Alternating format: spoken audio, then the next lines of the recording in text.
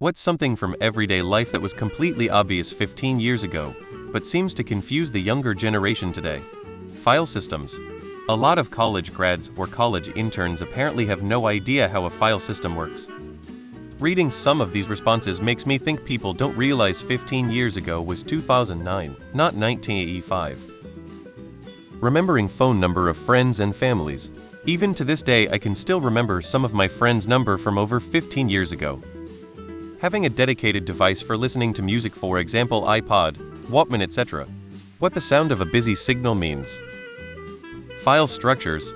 Because of cloud storage, kids in high school have no idea how file organization folders naming work, which leads to issue with searching what you need specifically on a computer. Phone tablets just throw file at you.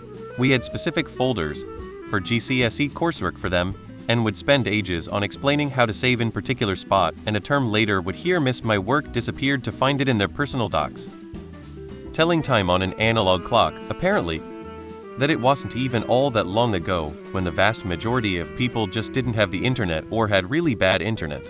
My brother is old enough to remember when we had something like DSL, but too young to know a time when we just didn't have internet at all, and I don't think it computes at all in his brain. Lol. Paper maps and how to use them. Why the save button icon is a floppy disk. Millennials seem to really know this well, but kinda lost in Gen Z and younger, troubleshooting your own computer. They don't even know how powerful the task manager is. Handing in a paper in university on paper. I talk to university students now, all they hand in all their papers online. Back when I was going in the mid-2000s, everything was handed in on paper. From reading Reddit, apparently none of these young people know how to date.